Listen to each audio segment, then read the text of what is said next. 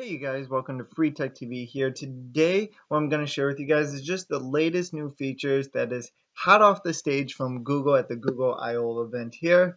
And that is going over the new features with the latest version of Android that's going to be coming to your smart devices very soon. It's going to be Android P. So there's some exciting new features here. I'll demonstrate those with what Google has demonstrated throughout their Google I/O event. As always, make sure to like this video and subscribe. More tech videos coming very soon. So with further ado, let's get into it. Now, the first announcement here is not quite very new or anything that is super exciting, but it's going to be an adaptive battery. So this is, of course, not the biggest announcement from today, and the feature has already been on Android for quite a long time here. So Google is implementing it on a system level, which means it's likely to bring battery life improvements through system user interface as well as through the central processing unit as well there.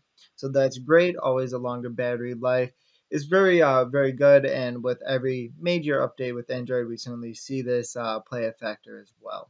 And also with the new home indicator, so a lot of smartphones, as you guys been seeing, a lot of the smartphones that are coming out have been having a serious high screen to body ratio. And what that Intelligence, is mean is it's simplicity, gotten rid of the and digital well-being. traditional home button.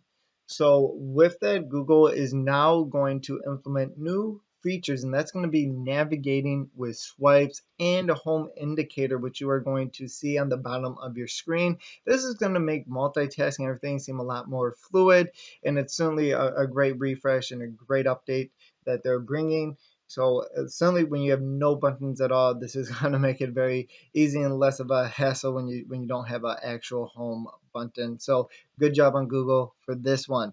So how it works is the recent app button duties are taken over by a swipe up gesture. Again, a very familiar one. Swiping on the elliptical indicator serves as a scroller, but there is still a back key on the digital nav bar on your screen.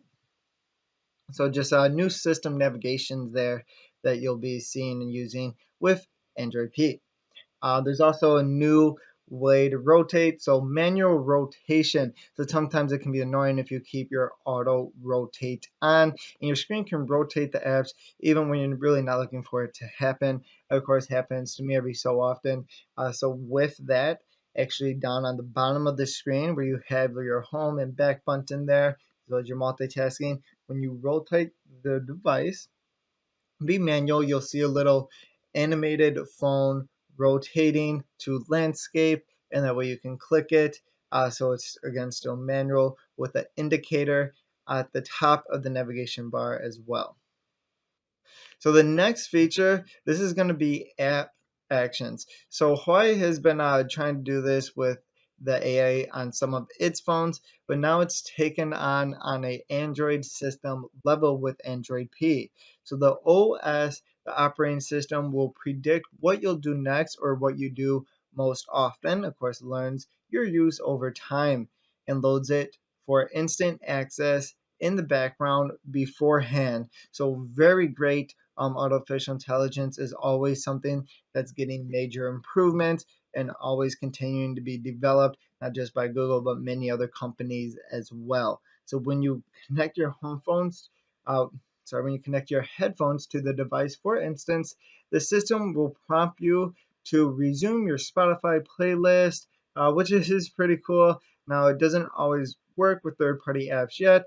However, I'm sure many third parties are going to get on board with these new Android features here. So, app intelligence, as well as predicting what you'll do next, that's pretty cool stuff.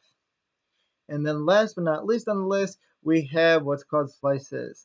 So, so what slices do is just gives you a deeper look into your favorite app. Again, it's again by Google.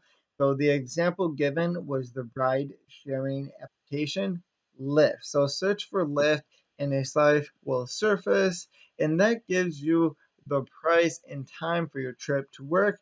And you can even tap on it to finish booking. So just allowing a more convenient and faster way to get through applications or certain features like that. Again, the application, the demo was used with Lyft. So now digital well-being is also being implemented here on Android P. So what you're going to have is a dashboard, and that's going to give you overall usage of your phone, how much time you spend on certain applications, for example, like Facebook, Netflix, general YouTube, things of that nature. So if you see a breakdown of how you use your phone, what apps you spend on most time, you can also have an app timer as well. So if you know that you spend too much time surfing the internet or browsing through Facebook, scrolling through feeds, you actually have a timer that will remind you, kind of cut that off, get back to reality there. And you also have a winding down mode as well there. So it's certainly good, especially for well-being, as sometimes we can be on our phones a little bit longer than what we should be. Good or bad thing, but certainly always updating these features here. I'm sure this will be a good feature for some users out there. So let me know what you guys think of these latest new features in the comment section here below. Thank you guys for watching. Appreciate it. And if you like this, make sure to subscribe. Again, more videos coming every week to you guys. Give this video a thumbs up, and I'll see you guys on the next video. This is Free Tech TV signing off.